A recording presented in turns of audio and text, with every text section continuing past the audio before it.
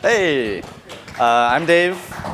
My feedback code is @T65. So if you, at any point in this presentation, really hate it, just like really yell at that little endpoint. I'm an engineer at Code for America. My Twitter handle is all a farce, because that's how I feel about Twitter. And I'm going to talk about communications and what we're doing with messaging and telephony in government, specifically in the social safety net, even more specifically in the food stamp program in California. So the first thing I'm going to talk about is just generally messaging and telephony in the safety net.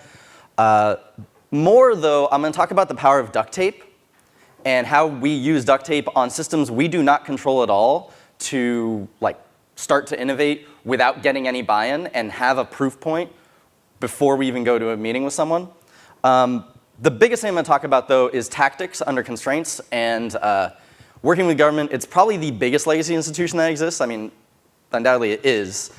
And we have a lot of constraints when we work with government. And I'm going to talk about the tactics we use to do rapid learning, rapid iteration, and all that kind of good stuff. So Code for America, really quickly, is a nonprofit founded in 2011. It is founded to help government work better using technology. That's basically it. Serve people better in government with the power of technology. This is our team. We've got a small, little, scrappy team. Literally, this is the entirety of the health team. That's the team I'm on. And I'm the only engineer, but we're very healthy. We hike a lot. And the focus of our work recently has been on CalFresh, which is the food stamp program in California. There's about 4 million enrollees in the food stamp program in California. These are very poor people, in particular because eligibility has nothing to do with the cost of living here. It's just flat federal poverty index, basically. So this is a program that helps a lot of people who are in a really bad way get money, usually about $150 on average per month, to eat. And our goal is pretty much reduce friction in the lives of people who have the most friction. If anybody has read, there's been a lot of New York Times articles about how cognitive load is a big deal, and when you have to make decisions every day, you are less capable of making, in theory, the good decisions, the decisions that would be rational, your homo economicus in econ speak. And the folks who are at the bottom of the income ladder suffer from this the most. So I'm going to talk about a couple different projects and the tactics that we've used with them. The first one is balance. If you're in the food stamp program, you only get $150 on average per month for your benefit. So knowing your balance is a huge deal. Most people spend all of their benefit by the end of the third week of the month because they don't have that much money and they're trying to eat off it. So in that third week, knowing your balance is really, really important. And one of the reasons it's really important is that when you go to the grocery store, there's no way to swipe it and see your balance at the register. You have to know it ahead of time. You have a card like this, and it walks and talks like a credit card. That's an attempt by the state to try to make it have less stigma than the old sort of paper coupons, which is how it used to be. And the state tries, and all states are basically like this. We're going to talk about California, but state tries and says, okay, you want to know your balance, let's create a web portal. But it's the state of California, so this is what the web portal looks like. You have to register for username. You have to have an email address, which first off, when you're talking about very low-income folks, especially older folks, email address is just straight up eliminating a huge chunk of your user base. So you don't have an email address, you can't use this system. Similarly, a lot of people who are in this program, their only access to the internet regularly is on their phone. So let's go to this on their phone. That's what it looks like. So this sucks. And so most people end up just using the most simple way to check your balance, which is when you go to the grocery store, you swipe your card, and at the end of your transaction, on your receipt, it says your balance. So people go around and they keep their receipt, and sometimes I've heard about people taping it to their card and keeping it in their wallet, and that's how they track it. And that's a crappy experience. That has no dignity. That has no respect for the user. Even, I would argue, worse is they have a telephone system. They have an IVR system where you can call in and check your balance. But imagine, so you're like a single mom, you've got your 2 kids, you're going to the grocery store, it's the 3rd week, and you don't know if you have enough money, and you go to the grocery store, you're managing your kids, and then you're like, okay, I'm going to take out my card, and I'm going to call the number. And this is what the experience Welcome to the California EBT customer. Please enter your 16-digit card number, followed by the pound sign.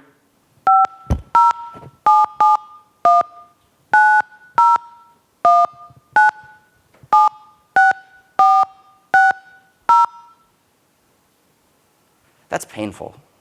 That's really not good.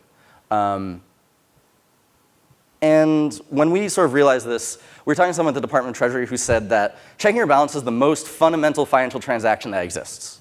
It's a thing across all finances that is sort of the most used and the most important, really. And it's really, really important if you don't have that much money. Because the alternative is you get to the store and you swipe your card and you don't have enough money, and you have to literally just put back items and swipe over and over again until you have enough. That's not okay. So we had an idea. It was a little bit of a crazy idea. That idea was RCR, or robots calling robots. It's an IVR system, like I said, that phone system. It's pretty automated, and it's a robot. It's a robot saying out a thing. What if we could have a robot who ate the pain of that experience on behalf of our clients? So we used a robot. I'm the engineer on the team. We were like, OK, let's see if this is even possible. Is this crazy? This seems nuts. But we were rapid prototyping. We're like, OK, let's see, one, would it have value to users? Let's try it on a very small scale. What would the tech feasibility be? What would the cost be? And let's practice some failure-driven development. So let's get a basic working thing, put it in front of users. When it fails, let's fix it based on how it failed for them. And let's make it better. I'm going to talk about that in a little bit. So what we built was a thing called Balance. And this is how it works. You put your EBT number in. It says wait 1 to 2 minutes. And then there you go. You get your balance. Now, under the hood, something really nuts is going on, which is that you text us your EBT number. We initiate, using Twilio, a phone call to that state IVR system I played. We have our little app punch in the digits for your EBT card. Our app listens to your response, records it, transcribes it, again using the Twilio API, parses it back, and then sends it back to you in a nice, friendly way. That's super duct tapey. That's like intense duct tape engineering. But it works, and it actually works a lot of the time. So our time frame for this was we prototyped in about 4 hours. We found it was feasible, technically, in about 4 hours. We deployed it 2 days later. We had our first user from AdWords, which I'll talk about in a second, in about a week. And then we were in 6 states in 2 months. So we're moving really, really fast to try to reduce as much uncertainty about the value to users and also the technical feasibility as we can. We are very metrics driven on our team. The main metrics we've used for this are number of successful balance checks, number of unique users, and percent of users who check more than once. So that's like our engagement metric. We've been surprisingly successful with just duct tape because it turns out people really want this service and it doesn't exist generally. So you've had 30,000 checks. This has been over a few months. 3,200 unique users. And most importantly, though, 62% of people who use this service once come back and use it again, which for us speaks to the fact that there is actual demand for this. And that's kind of nuts. And it's nuts that we talked to someone in a different state, actually, and said, we could offer this service in your state. And they said, OK, let me talk to the vendor. They talked to their vendor. And the vendor said, this is not good. This is just using basic telephony technology. And then the person at the state said, if it's just using basic telephony technology, why don't you offer this? Like, the big legacy enterprise vendors, this would be a $100 million project. It costs like a couple $100 a month for us. Heroku, Twilio. Like I said, we have dashboards for everything, metrics. I'll go into these a little bit, but we are very metrics driven on everything because basically we're building to learn. We're not building just for the sake of building. We're building to learn and reduce uncertainty about these users who are users in the social safety net. What works for them? What makes their lives better? And we do this across all our projects. And in fact, all our metrics are public because we're a nonprofit. All our code's open source. All our metrics are public. If you want, go to c4a.me/health-metrics. But the metrics were one side of it. We also wanted to understand the value to users in a much more qualitative way. And so what we did was we ran surveys. And you might have noticed when I showed it, we had this please wait 1 to 2 minutes sort of message, which we need to do because we're actually initiating that call. And so what we did is we decided, let's throw onto the top of that message, or bottom, hey, you want to help us make this service better? Send a quick text to this and answer 3 questions. Right? They're already waiting. They're probably going to be primed to do it. OK, and we'll get some qualitative feedback. And then a couple days later, we threw on $5 in Amazon credit and see if that changed it. To be clear, from an ethical perspective, we actually gave everyone Amazon credit. But we didn't tell everyone that we were going to give them Amazon credit, because we wanted to see, would that change the response rate? Generally, actually, it didn't. Now, a thing that was interesting about this, about throwing that little snippet onto the end of the message, we had a 14% response rate and a 10% completion rate. I'm not a survey sort of guru, but that's very high. When we talk to folks who know survey research, that's pretty great for just random users using your service. We were surprised by that. We also learned a lot from those surveys. We said, how did you check your balance before? Like I said, we're trying to create value and be better than the alternative. So what was the alternative? 40% of users said they used the phone system, and now they're using this, so that was good. And 25% of users said they were using the receipt. One of the things that's interesting about this is there's pretty much not a state, there's not a governmental entity that knows this. Because they don't look at this data, they don't run these surveys, they sort of set up the thing and then they forget about it. And so we're kind of uncovering knowledge on behalf of government that's going to help government work better for folks. But we're not doing it in the sort of normal way that they would do, which would be maybe pay a consultant $10 million to run a survey.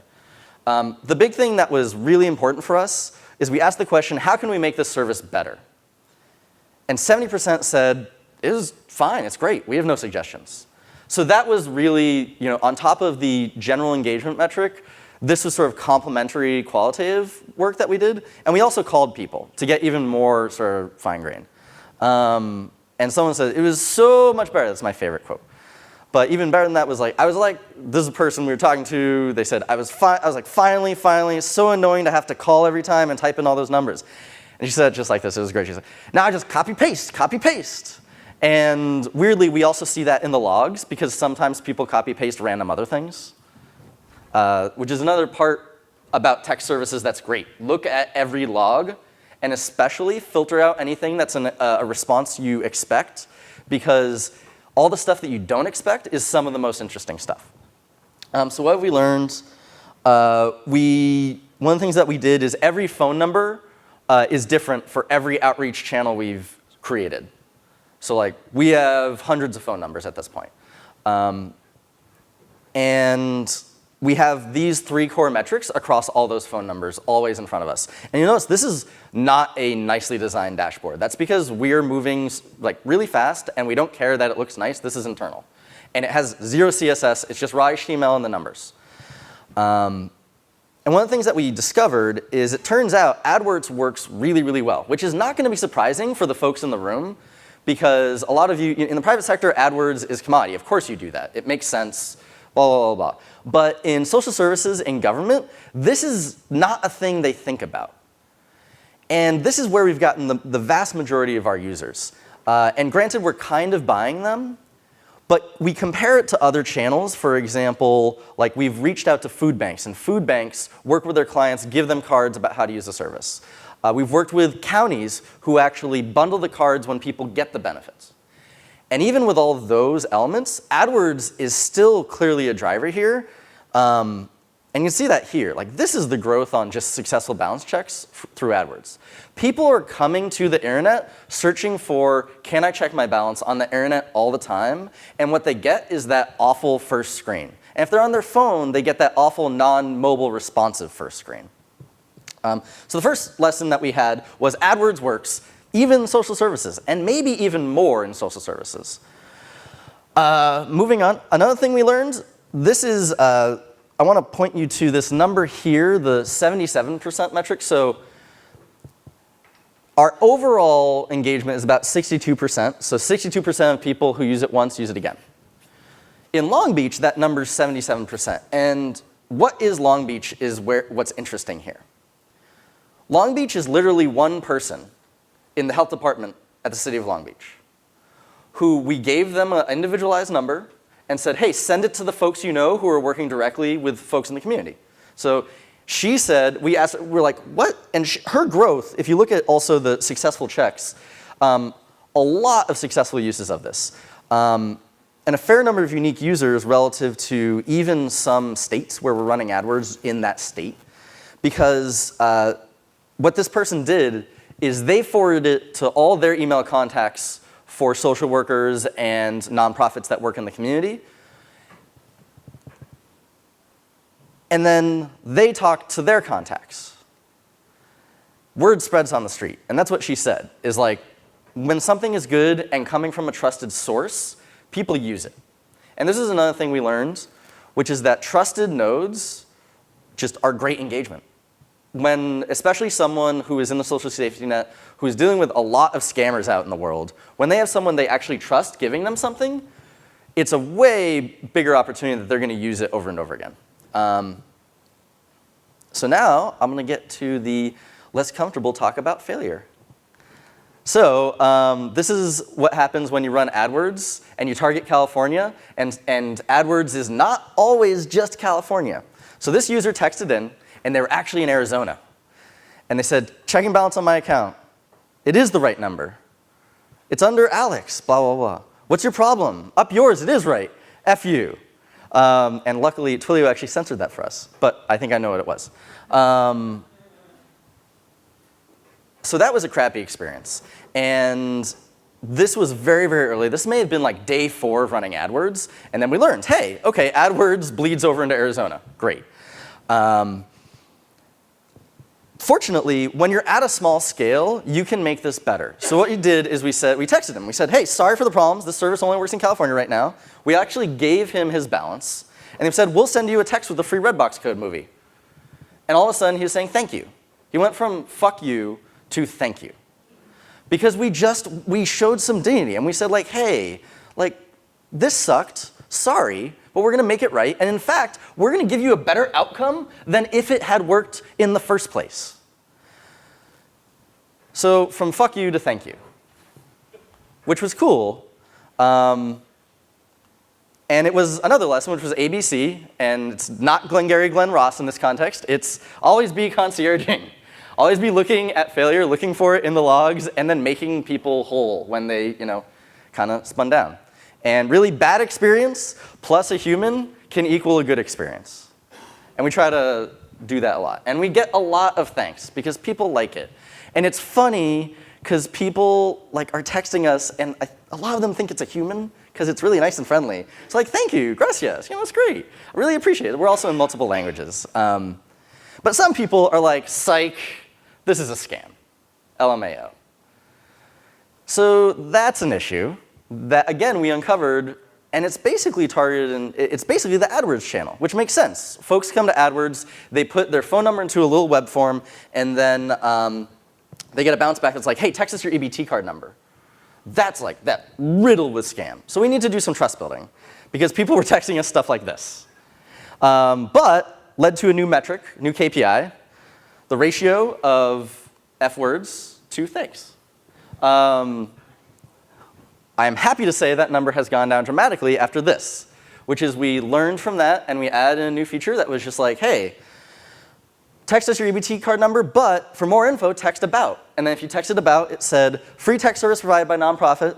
For more info, go to this web URL. Not everybody who gets that ends up using the service, but at least they don't go away thinking they were about to be scammed. And actually, we see very, very, very few like F you or this is a scam texts anymore. Like this intervention was big. And so the lesson we learned there was like, if you're coming from AdWords to us, we need to signal trust to you because there's a lot of scammers on the internet. Other lessons we learned were risk management. We looked at like, what's the tail risk of like if EBT card numbers get out into the world, and it's not a privacy binary, which is how government traditionally thinks about these things. Really the only use case if you don't have the PIN number, which is how what you need to use the card, is at certain farmers markets that don't require a PIN number because they're just taking down your card on paper.